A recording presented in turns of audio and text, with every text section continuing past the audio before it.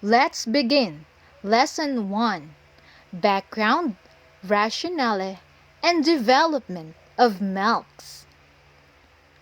According to UNESCO 2020, the current global crisis poses a profound impact on the basic education system, as approximately 87% of the world's student population, or about 1.5 billion of learners, have been affected by school closures.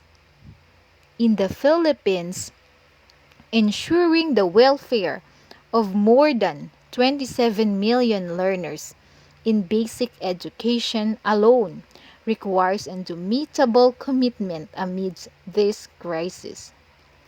The Department of Education affirms its commitment to sustaining the delivery of quality, accessible, relevant, and liberating Philippine basic education services anchored to Sulong Edukalidad framework. According to DepEd Undersecretary, the MELC, or Most Essential Learning Competencies, is a revised curriculum in adapting the challenges caused by COVID-19 and will be implemented this year. These learning competencies include knowledge, understanding, skills, and attitudes that students need to demonstrate in every lesson. These also serve as one of the guides for teachers as they address the instructional needs of learners while ensuring that curriculum standards are maintained and achieved. Let's talk about the background on the identification of the MELC, or Most Essential Learning Competencies. The Department of Education, through the Bureau of Curriculum Development, started working on the identification of essential learning competencies in the middle of 2019 as part of its ongoing review of the intended curriculum.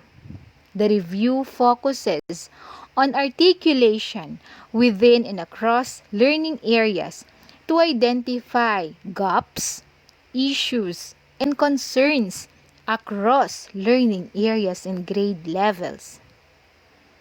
In determining the criteria for the selection of the most essential learning competencies, the descriptor endurance was considered to be the primary determining factor. A learning competency is considered enduring if it remains with learners long after a test or unit of study is completed. Part of the process was deciding whether a learning competency is to be retained, merged, dropped, or rephrased. As a general rule, a learning competency was retained if it satisfies the endurance criterion, which greatly contributes to lifelong learning and is a prerequisite skill to the next grade level. Two or more learning competencies are merged or clustered into one comprehensive learning competency if they have the same objective or learning intention. A significant number of learning competencies were removed draft due to the following reasons. They are too specific and the articulation is similar to that of a learning objective. They are deemed appropriate to be introduced in an earlier quarter or grade level or moved to a later quarter or grade level. They are recurring.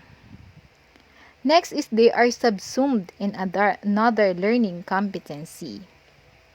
The Department of Education, through the Office of the Undersecretary for Curriculum and Instruction, shall gather relevant feedback on a regular basis from internal units and external partners and stakeholders in the implementation of these guidelines in order to further enhance the ongoing review of the curriculum of the K-12 curriculum.